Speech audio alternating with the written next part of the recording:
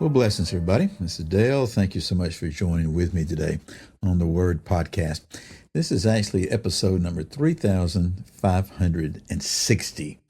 Yes, 3,560 of the Word Podcast, which is, right at 10 years of things that we've been doing. And we've just basically been going through the Bible. And we're about to start something new. Okay, we're going to start something new. We're going to start something new that's going to take us a while. Well, that's nothing new. We've just spent a great deal of time with Proverbs and the Psalms. And you notice that we sort of broke that up sometime. I don't remember exactly how we did it even. I think we were doing Proverbs and then we went and chased around Colossians, something like that. And so we've covered, I've got a list right here of all of them in my computers. There's a couple of dozen, at least, complete Bible books that we've done. And so we're going to start one today that we have not done. And I've got a couple of reasons for doing this, but the primary reason is just, I think it's a consistent word and a consistency of thought that's coming about sort of where we are right now. We're going to be doing the book of Romans. Yeah, the book of Romans. We haven't done Romans yet. And we're actually teaching and preaching through Romans at our local church, Union Point Church in New Bern, North Carolina. And we'll actually start it in about a week. Okay, we haven't started it yet.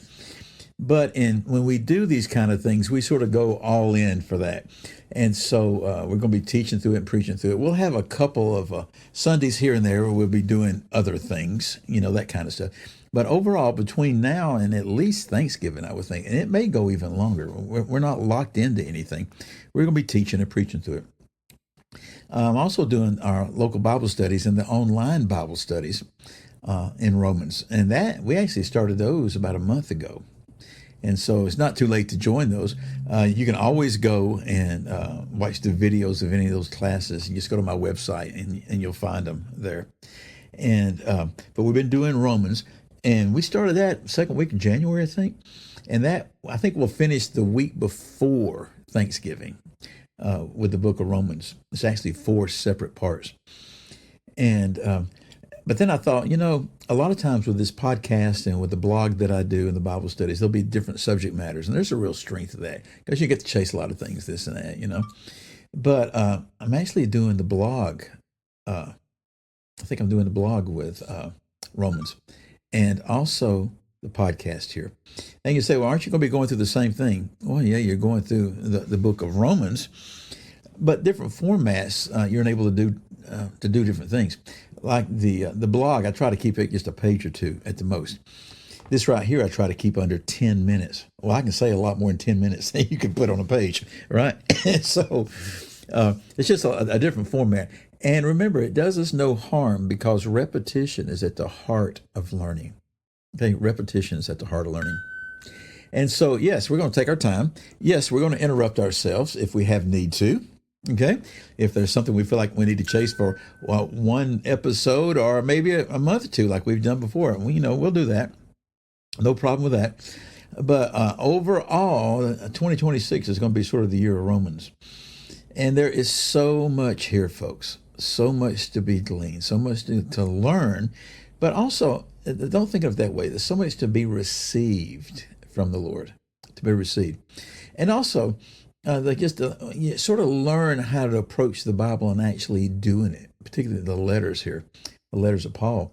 And that's one primary thing I want us to see today. There was 2 things, really. One is that Paul wrote this.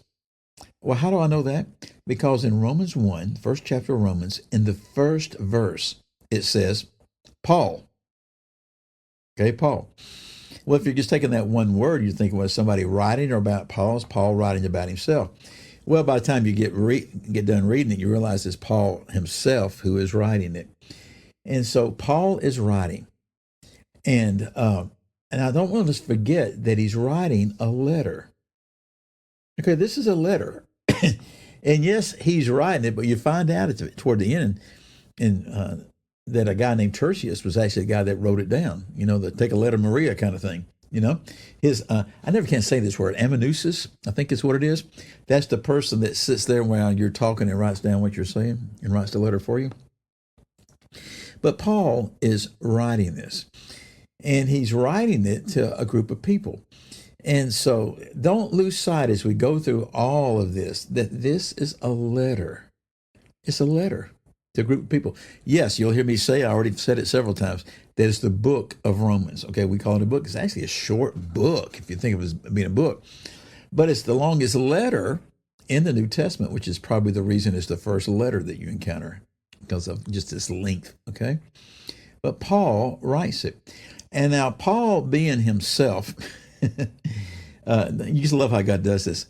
The Lord moves in people's hearts and in their spirits, and they sit down and write. And it's the Spirit of the Lord that gives us this, that gives us what we call the book of Romans. But it's through his vessel, Paul. And so there's a lot of his characteristics, a lot of things in there. And I'm going to be reading the ESV here in just a moment. The first 7 verses of the ESV is all one sentence. Okay, all one sentence. Most of the English translations, like that, some of them vary a little bit. It's all one sentence. Okay, Paul was the king of the run-on sentence, right? But I want us just to look at the first verse and the 7th verse today. Verse 1 says this: Paul, a servant of Christ Jesus, called to be an apostle, set apart for the gospel of God. That's the end of the first verse. That's interesting. We learn about Paul. He says, hey, this is Paul, and I'm a servant of Christ Jesus, and I'm called. I'm called to be an apostle. Apostle just means one who is sent. He says, I'm set apart for the gospel of God. Now, why is he starting the letter in this way? Well, that would just be pure conjecture on our part right now if we haven't really read it and taken it before the Lord and said, Lord, what's going on right here with some things? What's happening? But later on in the letter, you're going to find out that he had not been to Rome. Well, really not later on, just a few more verses after this. He had never been there before. He knew a lot of people from there. You see that at the end of the letter. He mentions them by name. But he had never traveled there. He'd always wanted to travel there.